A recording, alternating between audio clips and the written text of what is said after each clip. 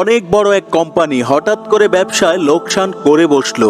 এক দুপুরে সেই কোম্পানির কর্মচারীরা বাইরের ক্যান্টিনে লাঞ্চ করে ফেরার সময় অফিসের প্রবেশ মুখে একটি নোটিশ দেখতে পেল। নোটিশে লেখা ছিল, আমাদের কোম্পানির লোকসানের জন্য যেই ব্যক্তি দায়ী সে গতকাল মারা গেছে।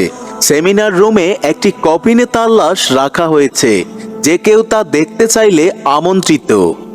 একজন সহকর্মীর মৃত্যুর খবর শুনে প্রথমে লোকেরা দুঃখ পেল, তবে এরপর তারা কৌতূহলী হয়ে উঠল এই ভেবে যে আসলে কে হতে পারে সেই ব্যক্তি। তারা সবাই সেমিনার রুমে এসে একত্রিত হলো। সবাই ভাবতে লাগলো, আসলে কে সেই লোক যে আমাদের সাফল্যের পথে বাধা হয়ে দাঁড়িয়েছিল। তবে সে যেই হোক, এখন অন্তত সে আর বেঁচে নেই।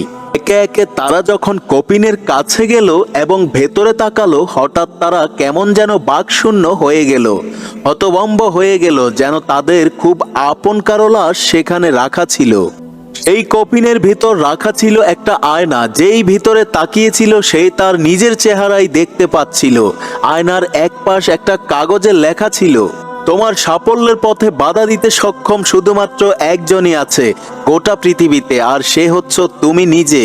তুমি সেই একমাত্র ব্যক্তি যে তোমার জীবন পরিবর্তন আনতে পারো, তোমাকে সুখী করতে পারো, তোমাকে সাহায্য করতে পারো। তোমার জীবন তখন বদলে যায় না যখন তোমার বসের জীবন বদলায়, যখন তোমার অভিভাবক বদলায়, যখন তোমার বন্ধুরা বদলায়। তোমার জীবন তখনই বদলায় যখন তুমি নিজে বদলাও। তোমার সক্ষমতা সম্পর্কে তোমার নিজের বিশ্বাসের সীমাটা যখন তুমি অতিক্রম করতে পারো, শুধু তখনই তোমার জীবন বদলায়, পূরণ হয় জীবনের লক্ষ্যগুলো। নিজের আলোয় আলোকিত করো চারপাশ।